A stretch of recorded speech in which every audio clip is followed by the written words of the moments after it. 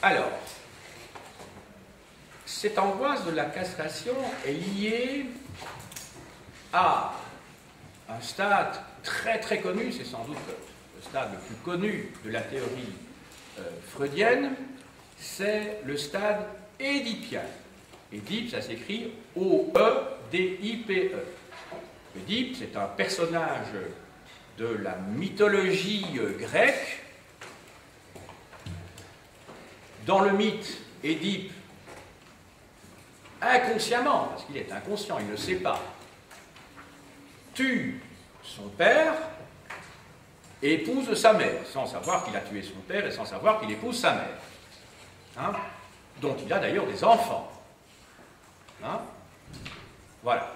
Autrement dit, hein, ses enfants sont en même temps ses frères et sœurs. Hein. Parmi les enfants d'Édipe, il y en a plusieurs, par exemple Antigote, hein, qui est un personnage célèbre, hein, qui s'oppose à la loi, à Créon, à Thèbes. Alors, Freud a utilisé ce mythe d'Édipe pour faire comprendre ce qui se passe, hein, entre, je dirais, 3 ans et 5 ans et demi chez les êtres humains. C'est l'époque où, pour lui, le petit garçon a des sentiments affectueux vis-à-vis de sa maman, très tendres. Il a un rival en face de lui, qui est son père, qui l'imite inconsciemment pour le supplanter. Donc il est ambivalent vis-à-vis de son père, parce que son père, c'est en même temps la personne qu'il admire, à qui il voudrait ressembler, et en même temps c'est un rival. Et chez la petite fille, on a des sentiments un petit peu similaires, c'est pas le complexe d'Électre, enfin on parle aussi de complexe d'Édipe dans ce cas-là. La petite fille a des sentiments très affectueux vis-à-vis de son papa, hein, et la mère, elle est la rivale évidemment dans cette relation. Tout à fait logiquement. Et justement, lorsqu'il s'agira de choisir un partenaire quand l'enfant sera devenu adulte, eh bien ce choix ne sera pas indifférent. Autrement dit, le choix d'objet, qu'on appelle objet en psychanalyse, ça n'a rien de machiste ou de tout ce que vous voulez. L'objet, c'est ce qui se trouve, je vous l'ai déjà dit en début de ce cours, c'est ce qui se trouve en face du sujet, en face, donc ça n'a rien de méprisant, la notion d'objet en psychanalyse. Eh bien, la fille aura tendance à rechercher, je dis bien inconsciemment, un homme, si elle est lesbienne ou une femme, enfin bon, on va essayer de prendre le cas de la majorité des gens, hein, mais il faut prendre tous les cas, c'est objet de psychanalyse également. Hein. La fille va inconsciemment choisir quelqu'un qui a des qualités, hein, que son père avait. Mais il peut s'agir également du contraire. Vous savez, parfois on se dit, oui, mais enfin, finalement, mon copain, hein, vous en rendez peut-être pas compte, mais vous allez dire, mais non, c'est juste le contraire, parce que mon père, hein, il m'emmerdait, il me faisait chier, etc. Bon, hein, mais inconsciemment, le choix ne sera pas indifférent, en tout cas. L'image du père, pas le père, je dis l'image du père. Vous voyez bien la différence, parce que entre ce que le père est, vraiment, réellement, et la manière dont l'enfant, la petite fille, perçoit son père, il peut y avoir une distance. Donc le père imaginaire n'est peut-être pas le père réel, hein. Il faut bien distinguer les deux. Ça va? Et donc l'image du père est en toute hypothèse déterminante dans l'objet dans le choix de l'objet sexuel pour la fille, et même chose chez les garçons, hein. Bien entendu, c'est des deux côtés. Donc, c'est pour vous dire que le concept de liberté, qui est un concept philosophique, eh bien, ce concept de liberté est finalement, dans son étendue, très réduit, très réduit. Donc, nous croyons être libres dans beaucoup de circonstances, et nous ne sommes pas. Parce qu'inconsciemment, nous sommes déterminés. Non seulement sur le plan psychique, ça c'est Freud qui nous l'a expliqué, hein, mais également sur le plan social, on l'a vu avec Marx la semaine passée, il y a des tas d'autres sociologues qui vous l'expliqueront aussi, mais d'un point de vue non marxiste, nous sommes déterminés biologiquement, hein, et donc il y a des tas d'éléments qui font qu'on croit être libre, et votre part de liberté doit se réduire à quelque chose qui correspond à moins de 1%. Donc vous croyez être des gens libres, et vous ne l'êtes pas. Mais quand vous êtes conscient de vos déterminations sociales, psychiques, etc., ça vous donne des possibilités de vous détacher des liens, de vos entraves. C'est pour ça que l'étude est tellement importante. Ceci dit, la psychanalyse, ça doit se faire sur un divan et pas seulement en étudiant des livres. Même chose pour le marxisme. Hein, le marxisme ne s'étudie pas seulement dans les livres, hein, il se travaille surtout lorsque vous participez à des manifestations, lors de licenciements d'ouvriers ou d'employés, etc. Donc c'est sur le terrain que tout cela se vérifie et se vit. Sinon, vous êtes un intellectuel en chambre. Entendu? Et vous risquez d'être déconnecté, bien entendu, de la réalité. Et alors là, vous faites de la philosophie spéculative et vous n'êtes plus de la science, tout simplement. Voilà. Je vais vous montrer d'ailleurs, mais je vais vous le montrer maintenant, un ouvrage qui vous intéressera très certainement. C'est un ouvrage d'une docteure en neurosciences qui s'appelle Lucie Vincent et qui écrit un ouvrage que je vous recommande, qui a été publié en poche, ici j'ai l'édition originale chez Odile Jacob, qui s'intitule « Comment devient-on amoureux ?» Je crois que ça devrait vous intéresser. Hein, et vous allez voir dans ce livre que tout est déterminé. Hein. Vous savez, quand il y a le coup de foudre, ben, le coup de foudre, ce sont des phénomènes, c'est un phénomène physico-chimique qui ne dure que quelques secondes. Vous devez vous dire que quand vous rencontrez quelqu'un et qu'il y a le coup de foudre, ou même si cette relation amoureuse se développe après quelques jours ou quelques semaines, voire quelques mois, vous devez vous dire que vous n'êtes pas libre. Il y a des millions et des millions d'informations qui circulent entre vous et l'autre sans que vous en rendiez compte. Même dans le coup de foudre, il paraît qu'en quelques secondes, il y a 1 million d'informations qui s'échangent. Alors on n'en est pas conscient. Pourquoi? Parce qu'en fait, il y a des tas de phénomènes qui sont, par exemple, votre pupille va se dilater ou se rétrécir.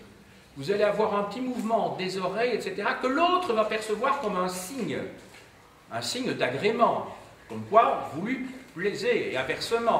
Et donc, il y a des millions d'informations qui font qu'à un moment donné, ça branche, hein, ça marche, quoi.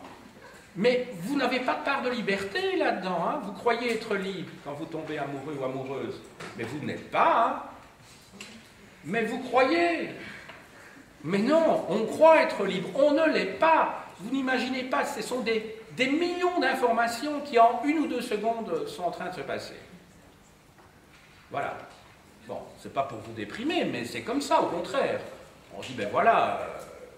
Et si ça ne marche pas, ben voilà, après quelques semaines ou quelques mois, ça va varier, parce qu'il n'y avait pas toutes les variables. Voilà. Donc, enfin, je ne vais pas non plus vous donner l'impression que nous sommes des robots, mais notre part de liberté est beaucoup plus faible que vous pouvez l'imaginer. Alors, je vais passer maintenant au stade suivant, c'est-à-dire ce que Freud appelle le stade de latence. C'est la période entre 6 ans et 12 ans. C'est une période pendant laquelle l'individu intériorise les interdits parentaux, il va accepter de plus en plus la réalité et ne va pas s'y opposer systématiquement, parce que voilà, il faut vivre avec les autres. C'est une période de socialisation très importante, ça correspond à l'école primaire. Hein? Et puis à partir de 12 ans, c'est en général 1 an ou 2 ans plutôt chez les filles, donc chez les filles ça peut commencer à 11 ans, quoique maintenant vous savez, hein, il suffit de voir les études depuis une vingtaine d'années, hein, la puberté est de plus en plus précoce, hein, et l'adolescence se termine de plus en plus tard. Vous connaissez l'effet Tanguy, vous connaissez certainement le film, hein, qui a 30 ans est toujours chez papa et maman. Hein. Il a des tas de doctorats, il a des tas de diplômes divers, mais il est toujours chez papa et maman. Mais dans l'autre sens, l'adolescence commence de plus en plus tôt, grâce à l'hygiène du corps. Depuis une cinquantaine d'années, les gens sont plus grands, la croissance se fait plus vite qu'au siècle dernier, etc. Donc il y a toute une série de phénomènes qui font que l'adolescence commence plus tôt. Hein, et il est de plus en plus fréquent de voir des filles qui, à 9-10 ans, ont leurs règles, alors qu'avant, c'était plutôt 11-12 ans. Et donc, c'est de plus en plus fréquent. On l'observe, et c'est un phénomène biologique. Chut. Ça va? Donc, 9-10 ans, vous vous rendez compte, hein? Bon. Alors, voilà. Hein, donc, ça, c'est un phénomène biologique qui est important, parce que la biologie et le psychisme, ça fonctionne ensemble. Hein, les problèmes hormonaux, les phéromones, etc. Tout ça, ça fonctionne ensemble. Hein. Tout à l'heure, je vous disais comment ça se fait, bon, comment on tombe amoureux, etc. Vous ne vous rendez pas compte le nombre de... il y a les sons, il y a les odeurs. Hein. Vous ne vous rendez pas compte, mais voilà, il se fait que l'odeur de l'autre, vous n'êtes même pas conscience. Hein. Mais voilà, hein, c'est comme ça. Hein, c'est comme ça. Vous savez que lors d'une relation sexuelle, il y a des millions d'informations hein, qui sont en train de transiter. Ainsi, vous prenez... je ne sais plus si ce sont des infrarouges, des machins comme ça, enfin des appareils, moi je ne suis pas scientifique, vous ne pouvez pas imaginer le nombre de processus physico-chimiques qui sont en train de se passer dans le cadre d'une relation sexuelle, c'est incroyable, il y a des millions, le partenaire et vous-même, vous êtes bombardés d'informations qui font qu'à un moment donné, ben là, ça monte, quoi, hein. Ça va, ça devient chaud, quoi, c'est ça que ça veut dire, hein. Ça devient chaud d'un point de vue thermique, au sens propre, quoi, hein, au sens propre, d'un point de vue physico-chimique, voilà, bon. Alors, après cette période de latence, il y a normalement l'âge adulte, je vous ai dit, hein, avec cette phase de l'adolescence, où au moment de la puberté, la sexualité vient avec beaucoup de vigueur. Hein, en une fois, il y a toutes les pulsions qui s'expriment, le corps change complètement, c'est ce qui explique qu'entre 12 ans et 14 ans, les ados sont véritablement fous, hein, fou. Il suffit de voir, grâce à l'imagerie médicale, la façon dont le cerveau se transforme tellement rapidement, vraiment d'un point de vue purement organique, et on comprend que ce sera votre job, parce que vous aurez hein, des ados entre 12 et 15 ans, ce sera votre métier à tous ici. Donc vous allez vous retrouver devant des phénomènes qui vous sembleront pathologiques, véritablement, hein, puisqu'il y a tout le problème de l'identité qui se pose pour les adolescents que vous aurez. Et à ce moment-là, le rapport au père, le rapport à la mère, des sentiments de révolte qui sont tout à fait nécessaires dans la progression de l'être humain. C'est tout à fait.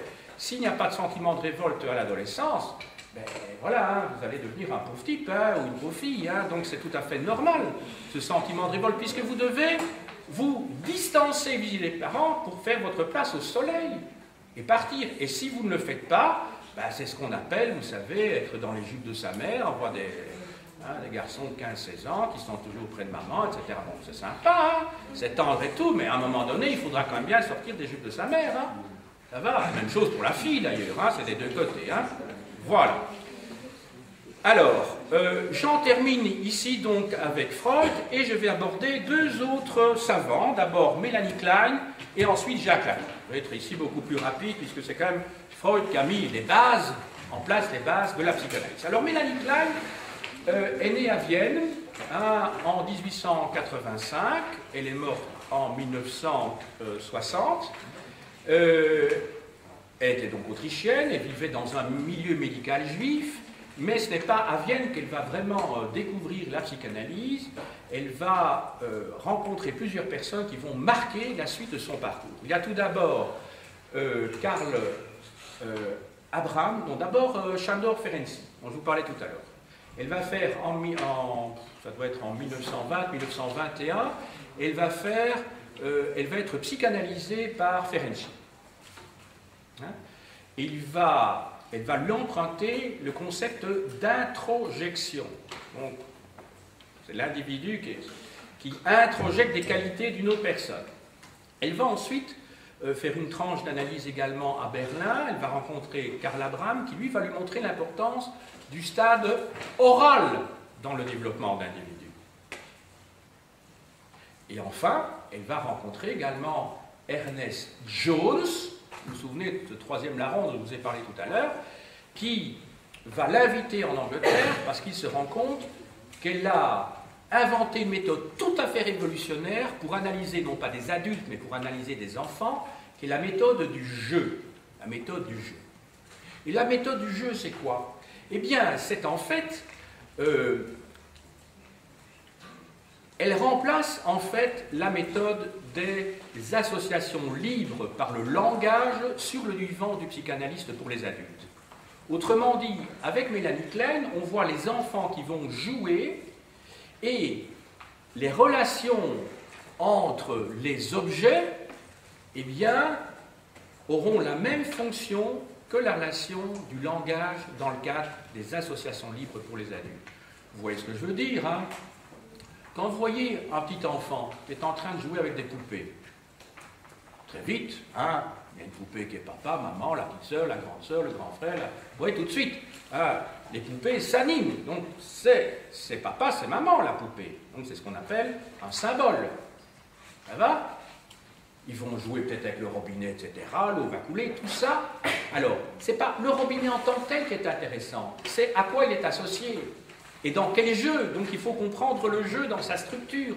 Tout est lié dans le jeu. Vous ne pouvez pas prendre simplement une poupée, couper du reste. Non, c'est quelle relation la poupée entretient. Ou quand l'enfant dessine un petit chat et que le petit chat est sur l'arbre, mais qu'est-ce que ça veut dire à ce moment-là? Et l'enfant va raconter une petite histoire. Il va dire, ah oui, le chat, il est monté sur l'arbre, etc. Et le psychanalyste, dans le cadre de la cure, va essayer de comprendre, mais c'est qui le chat? C'est peut-être le petit frère. Ou c'est moi qui ai envie de monter sur l'arbre, et l'arbre c'est quoi? Ça symbolise autre chose, vous comprenez? C'est tout un processus qu'il faut comprendre chez le petit enfant. Donc, elle va à Londres et elle met au point sa technique du jeu. Alors Mélanie Klein, elle est psychanalyste d'enfants. Freud n'a pratiquement analysé que des adultes, en essayant de retrouver l'origine des problèmes de l'adulte dans l'enfance. Tandis que Mélanie Klein va essayer de retrouver chez le nourrisson les problèmes du petit enfant. Donc elle va remonter encore plus loin. Elle fait de la préhistoire. Elle va encore plus loin. Elle veut aller encore chercher beaucoup plus profondément. Et Mélanie Klein, c'est une psychanalyste très très importante parce qu'elle va mettre au point, elle va se disputer, comme dans n'importe quelle science, il va y avoir des conflits avec la fille de Freud qui va arriver à Vienne en même temps que son père en 1938. Donc pendant la guerre en Angleterre, il y a des conflits entre psychanalystes. C'est comme ça que Ernest Jones, en 1943-44, va organiser des confrontations entre ceux qui sont pour Mélanie Klein et ceux qui sont pour Anna Freud, la fille de Freud. Ah, la fille de Freud estimait que le surmoi était nécessaire et qu'il fallait former, aider le petit enfant à avoir un surmoi. Il fallait le renforcer quand ils étaient tout petits. Tandis que ce n'était pas le cas, justement, de Mélanie Klein. Alors, elle va deux découvertes importantes, 1935 et 1946. En 1935, Mélanie Klein crée un nouveau concept qui est celui de position dépressive. Et en 1946, elle crée un autre concept qui est celui de position paranoïde schizoïde. Paranoïde-schizoïde. Alors schizoïde, c'est S-C-H-Y-Z-O-I-D-E.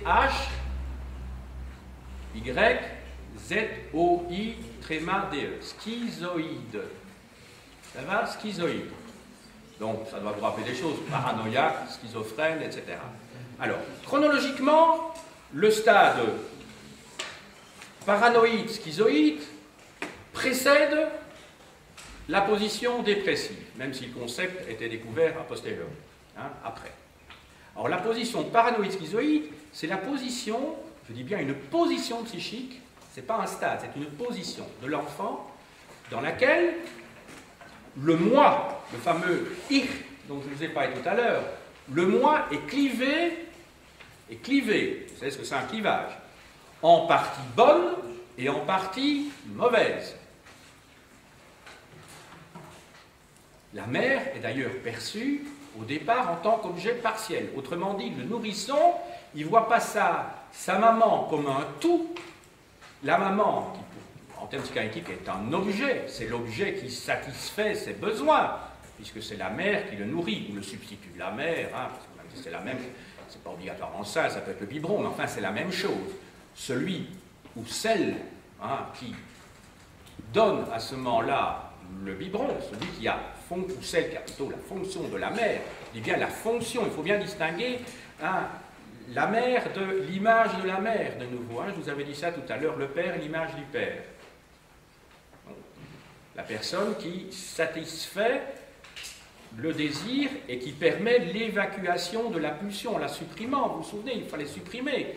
L'enfant, quand il crie, il gueule, etc., il crie parce qu'il a faim, et puis après, dès qu'il est repu, c'est dodo. Vous avez compris, donc c'est la paix, c'est la sérénité, jusqu'au moment où la pulsion est de nouveau là, parce qu'il y a la survie qui compte, sinon il crève. Ça va? Bon.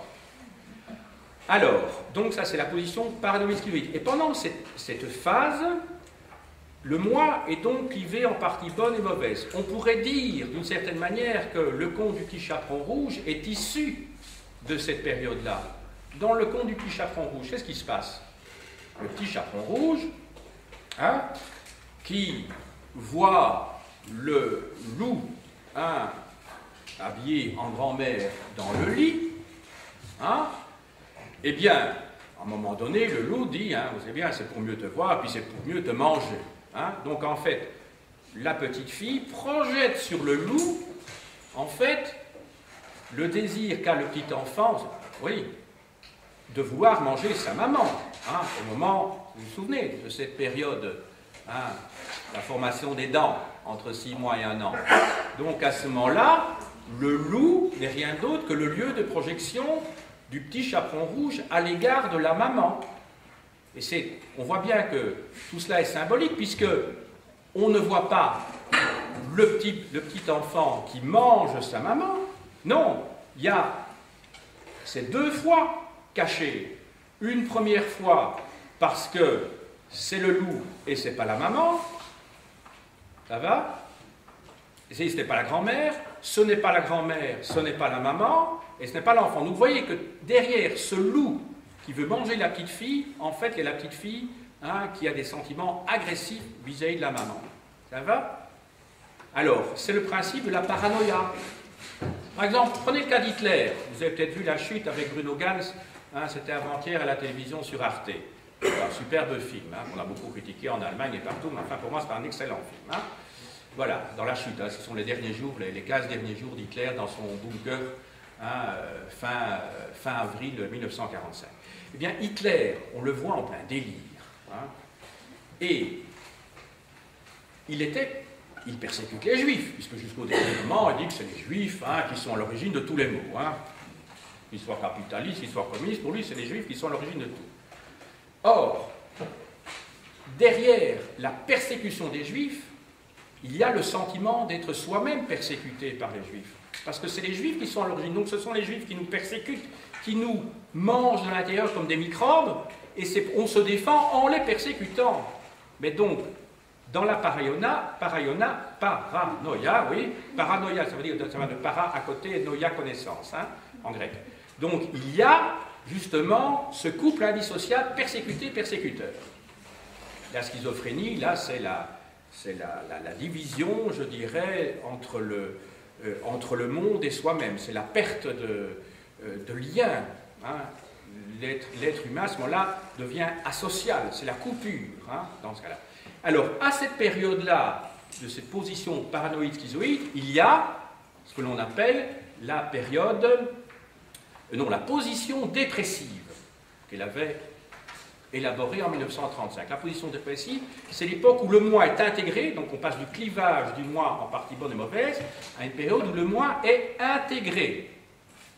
Ça va? Mais où les pulsions opposées s'affrontent. D'où dépression, position dépressive. Voilà. Alors, ça c'est pour Mélanie Klein. Maintenant, je vais passer au 3e larron, si je puis dire, c'est Jacques Lacan. Alors, Jacques Lacan, lui, il intervient plus tard. Il est né en 1900, c'est un psychanalyste français de formation médicale, il est psychiatre. En 1932, il présente une thèse de doctorat en médecine sur justement la paranoïa. Il meurt au début des années 80 du XXe siècle. Alors Jacques Lacan, c'est quelqu'un qui a une très grande culture, à la fois sur le plan médical, sur le plan littéraire, philosophique, linguistique et mathématique. Il a toujours combattu les psychanalystes qui s'enfermaient dans la psychanalyse en tant que spécialité médicale étroite. Lui, il était contre la médicalisation, comme Freud était déjà à l'origine aussi, d'ailleurs, contre la médicalisation de la psychanalyse qui était en train de s'installer, entre autres en France, mais surtout aux États-Unis. Après la guerre, les États-Unis ont été le bastion de la médicalisation, justement, de la psychanalyse. Alors, pour faire bref, Jacques Lacan, ça s'écrit L-A-C-A-N, Jacques Lacan a repéré un moment important dans l'évolution du petit enfant qui se situe entre 6 mois et 18 mois, donc jusqu'à 1 an et demi. C'est ce qu'il appelle le stade du miroir. Le stade du miroir. C'est le moment où l'enfant prend conscience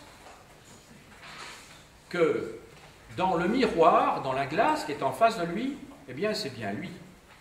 Vous savez que ce n'est pas toujours évident, quand vous voyez un chat ou un chien, parfois ils font le tour en se disant mais qui est l'autre chien, l'autre chat qui est de l'autre côté. Avec le petit enfant, progressivement, il va se rendre compte que c'est lui. Sauf que, grande différence, l'image qu'il voit, c'est pas lui, c'est son image inversée.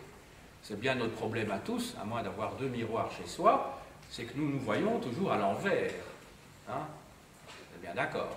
Il suffit de voir dans un miroir quelqu'un que vous connaissez bien, vous le trouvez, vous dites tout à coup qu'il est asymétrique.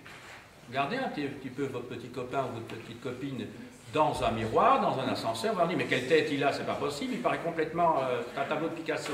Et oui, parce que vous ne vous rendez plus compte de la dissymétrie du visage et vous allez la voir, donc vous-même vous ne vous voyez pas comme vous êtes vraiment, comme les autres vous voient en tout cas dans un miroir.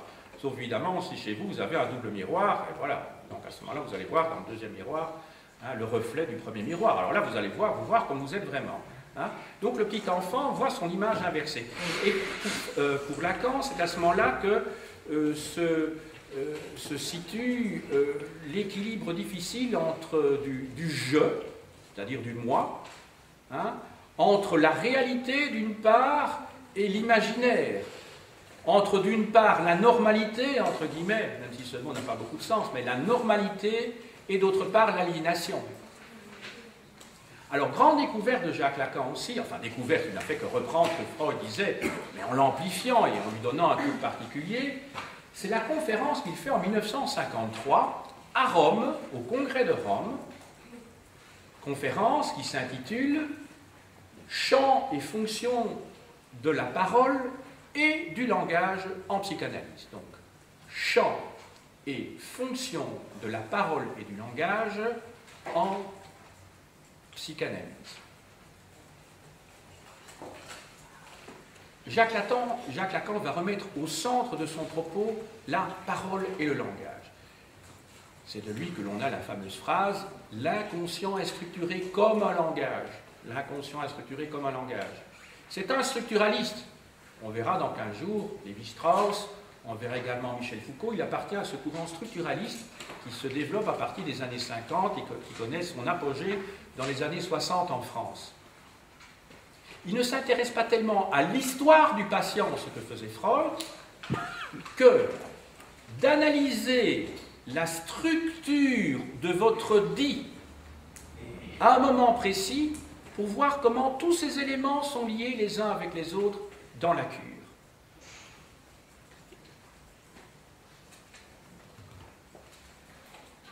Alors, dans l'expression l'inconscient est structuré comme un langage, vous avez la notion d'inconscient langage, mais n'oubliez pas quand même ce qu'il y a entre les deux, c'est comme un langage. Il ne dit pas que l'inconscient a un langage. Donc il ne faut pas confondre ici une comparaison avec une équivalence. Vous êtes bien d'accord? C'est bien une comparaison, puisqu'il y a comme. C'est comme un langage. Il ne dit pas que l'inconscient est ou a un langage. Ce n'est pas la même chose. Ça va? Alors, je poursuis. Il va ainsi montrer que dans l'élaboration du rêve, il y a deux processus, parmi d'autres, qui sont la condensation et le déplacement. Condensation et déplacement. Autrement dit, dans un rêve, vous pouvez avoir deux images qui sont condensées et qui n'en font plus qu'une. Voilà. Alors le rêve ayant pour fonction justement de masquer un petit peu quelque chose qui est trop dur à vivre, un vécu. Et d'autre part, il y a le déplacement. Donc on déplace sur quelqu'un d'autre un sentiment, par exemple, d'agressivité qu'on a vis-à-vis de quelqu'un. Donc dans un rêve, vous vous battez avec quelqu'un, mais comme ce serait trop dur que cette image de la personne que vous détestez apparaisse dans le rêve, ce sera quelqu'un d'autre, qui ne fait que symboliser la personne que vous détestez vraiment. Alors que la personne avec qui vous vous battez vous dit « mais pourquoi je me suis battu dans le rêve avec une personne qui n'est pas antipathique du tout ?» Mais voilà, il a peut-être des éléments qui la relient à une autre personne par association. Libre, ça va par association, inconsciemment. Donc il remarque justement que, d'une part, la condensation et d'autre part, le déplacement ont pour équivalent, et ici je m'adresse aux étudiants de littérature, aux étudiants de langue moderne, ont pour équivalent sur le plan rhétorique comme figure de style. Vous avez une petite idée?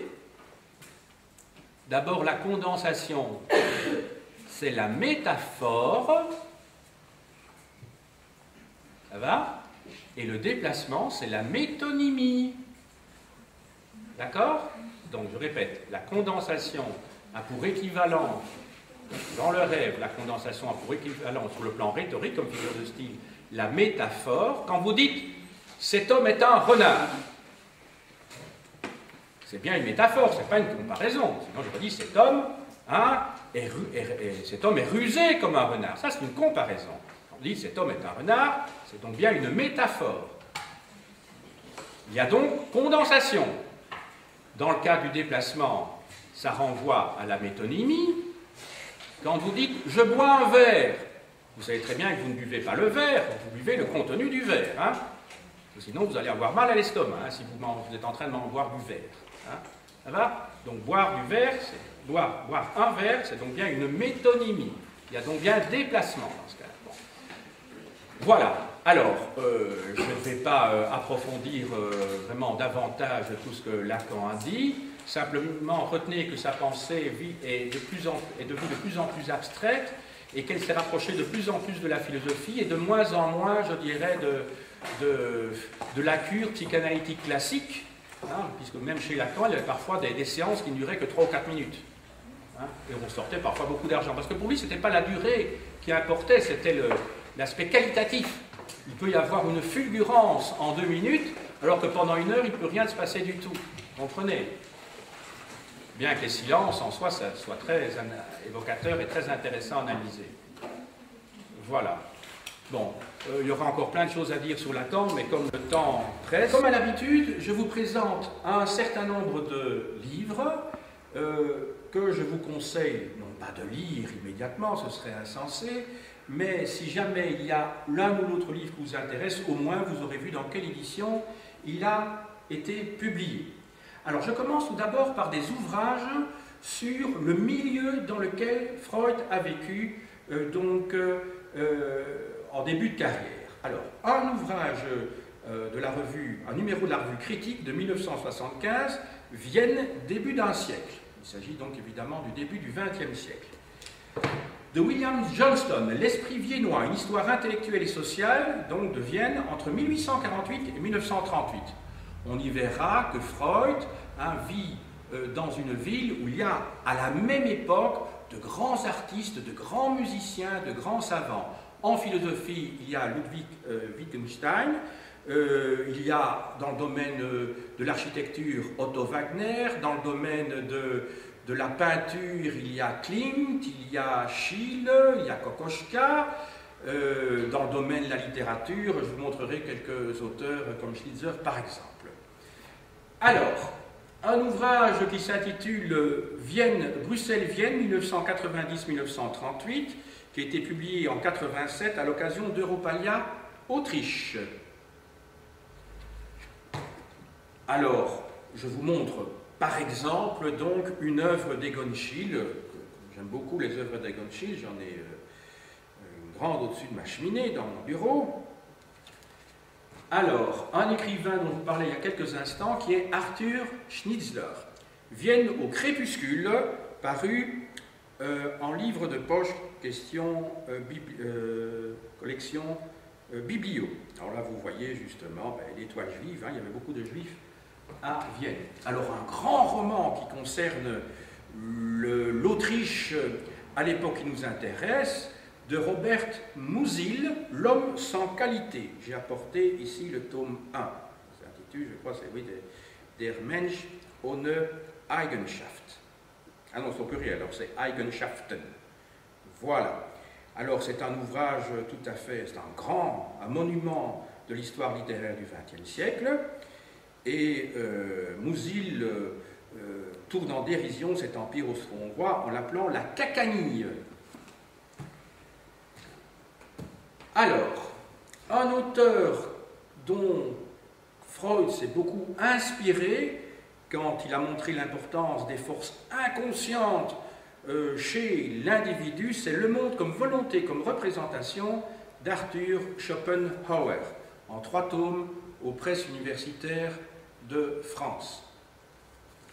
Un magazine littéraire, le numéro 328, Schopenhauer, philosophie et pessimisme.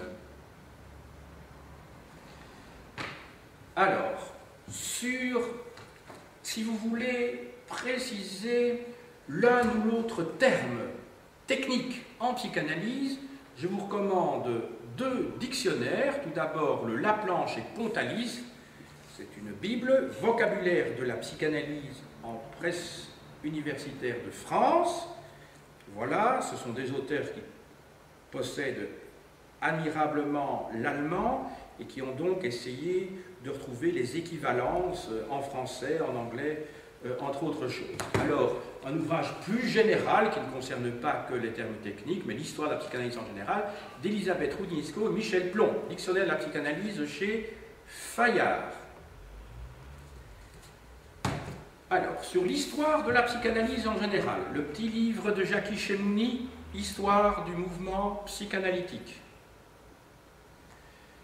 Histoire de la psychanalyse sous la direction de Roland Jacquard chez Hachette. J'ai apporté ici le tome 2 qui concerne la psychanalyse dans le monde, donc aussi bien l'Argentine, la Russie, etc. De Vincent Brome, aux presses universitaires de France, les premiers disciples de Freud.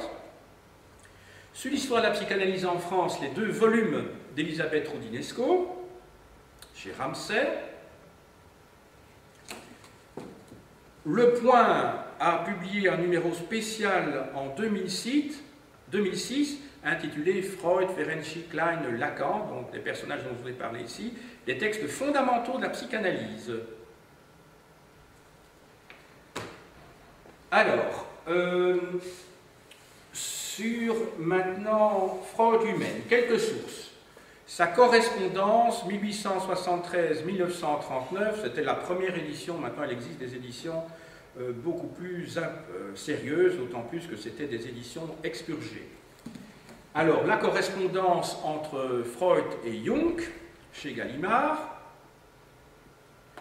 entre Freud et Karl Abraham, également chez Gallimard, bien d'autres volumes de correspondance ont été publiés dans la même collection entre Freud et d'autres psychanalystes ou personnes avec lesquelles il a travaillé, par exemple Lou Andreas Salomé. Alors, sur l'œuvre de Freud, les 3 volumes d'Ernest Jones, ce fameux président de la Société psychanalytique à Londres, il y a 3 volumes aux presses universitaires de France. De Peter Gabe, Un juif sans Dieu. Il s'agit évidemment de Freud athée.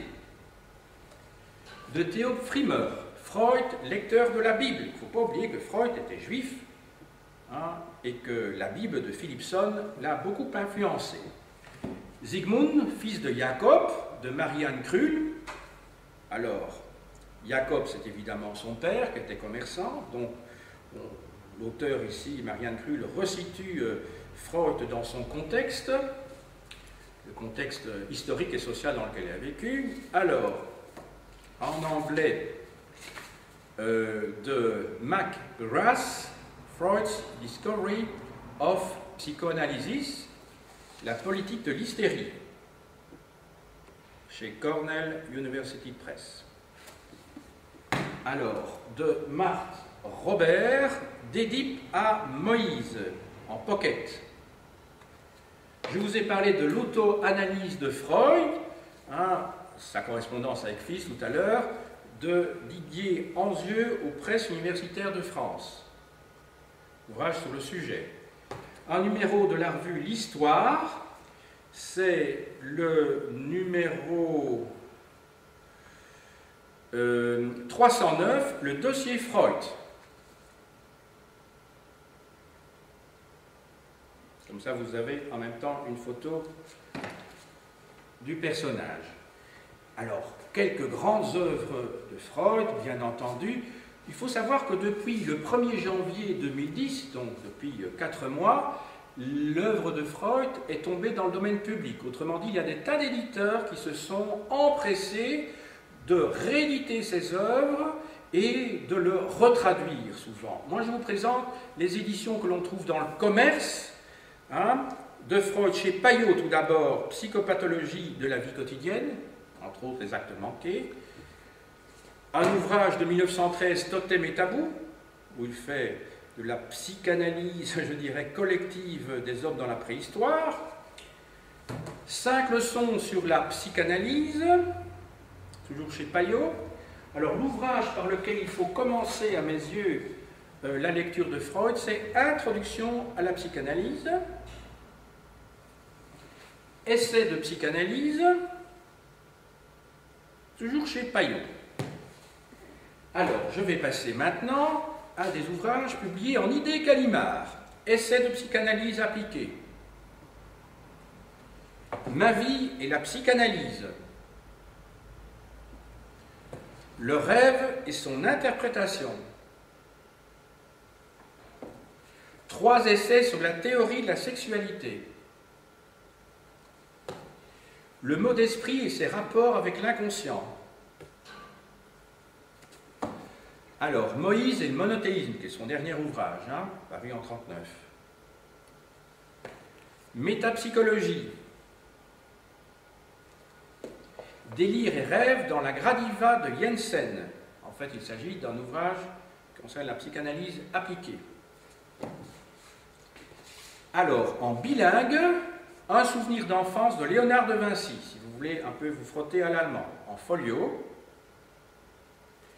Et la psychanalyse, la question de l'analyse profane, ou de l'analyse laïque, pourrait-on dire, die Frage der Laienanalyse.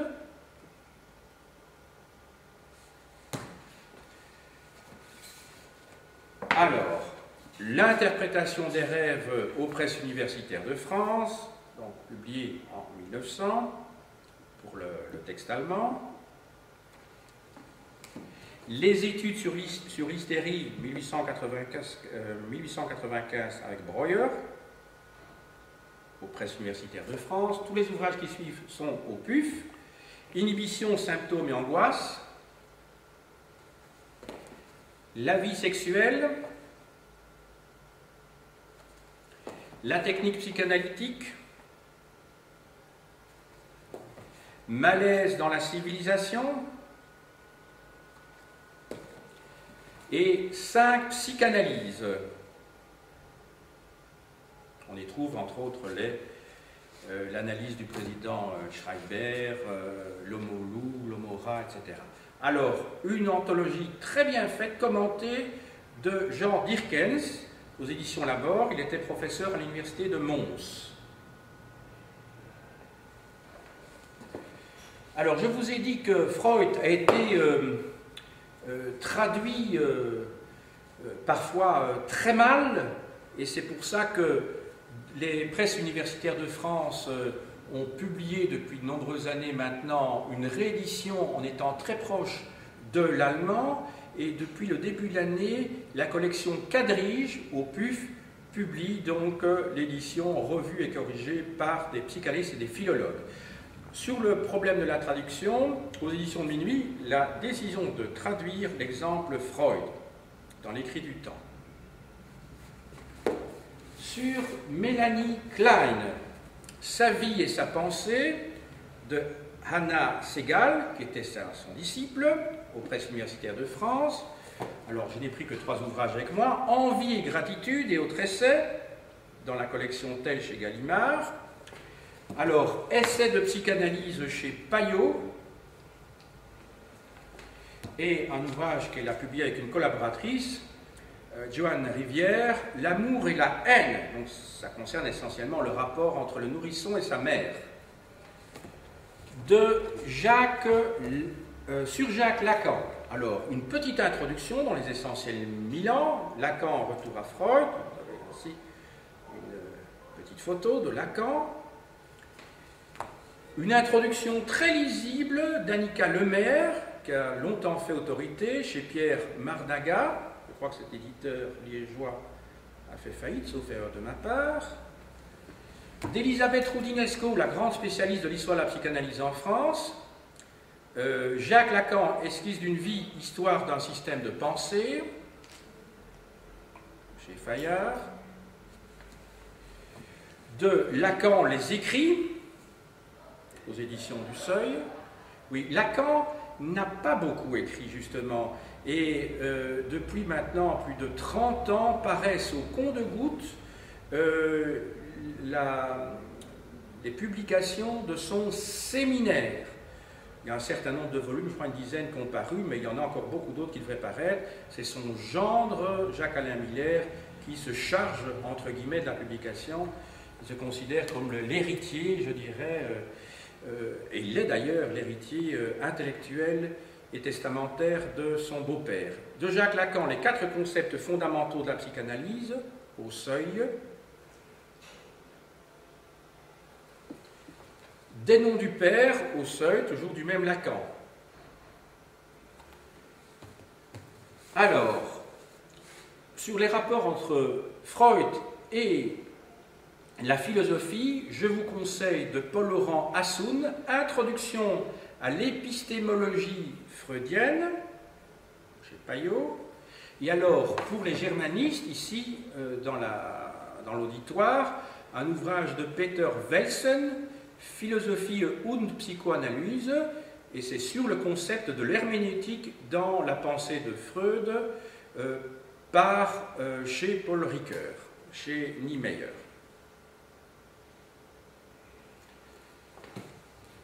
Alors, un ouvrage qui a démonté le concept d'Édipe chez Freud, c'est un ouvrage célèbre de Gilles Deleuze et Félix Guattari, Capitalisme et schizophrénie, l'anti-Édipe aux éditions de Minuit. Dans cet ouvrage, il explique que les êtres humains sont des machines désirantes et qu'il ne faut pas tout réduire à la sexualité et à l'Édipe. Alors, je ne vous ai pas parlé des dissidents, de ceux qui se sont séparés de Freud assez rapidement, en 1911 et en 1913, c'est-à-dire Adler et d'autre part Jung. Alors, Jung est l'auteur de toute une série d'ouvrages, ici je ne vous ai apporté que Dialectique du moi et de l'inconscient. Jung est à l'origine du concept d'inconscient collectif. Il est à l'origine également du concept d'introverti et d'extraverti. Alors, Vincent Brom, dont j'ai déjà parlé tout à l'heure pour les disciples de Freud, est l'auteur de Jung, l'homme et le mythe. Il s'agit d'une biographie chez Hachette. Oui, Adler, je n'ai pas le temps de vous en parler, mais il est à l'origine du concept de complexe d'infériorité. Alors maintenant, pour ne pas rester étroitement dans l'histoire de la psychanalyse, je vous montre quand même quelques ouvrages généraux sur l'histoire de la psychiatrie. Donc, Histoire des maladies mentales de Michel Collet et Claude Quettel. Ils mettent vraiment en lien la psychiatrie avec les problèmes de société. Des concepts que la psychiatrie est le résultat donc d'un aller-retour entre le droit, la société et la médecine. Histoire de la psychopathologie au PUF d'Hervé Beauchesne. Alors, depuis une bonne vingtaine d'années, les neurosciences ont le vent en poupe et elles ne s'opposent pas quoi qu'en disent certains, systématiquement la psychanalyse. C'est ce que montre ici Pommier en Champ-Flammarion, comment les neurosciences démontrent la psychanalyse. Alors qu'on oppose souvent la vision biologiste et la vision psychologique qui est celle de Freud. Mais Freud lui-même était très attaché justement à l'unité de la personne et avait une vision, à l'origine en tout cas, biologique. Et pensait qu'un jour, il y allait avoir un pont entre les deux. De Jean-Pierre Changeux, professeur au Collège de France, qui écrit L'homme neuronal, l'homme de vérité. Donc c'est bien un ouvrage de neurosciences, chez Odile Jacob. Je vous ai montré tout à l'heure l'ouvrage de Lucie Vincent, c'est bien un ouvrage de neurosciences, mais très facile d'accès, qui remet beaucoup de choses en question. Et enfin, je crois que c'est le dernier ouvrage que j'ai à vous montrer, Le cerveau de Jacques-Michel Robert, dans la collection Domino. Donc je ne voulais quand même pas faire abstraction de l'aspect biologique, parce que tout est lié, on ne peut pas imaginer évidemment que le psychisme soit sans lien avec l'organique. Ça me paraîtrait un petit peu bizarre. J'ai dit.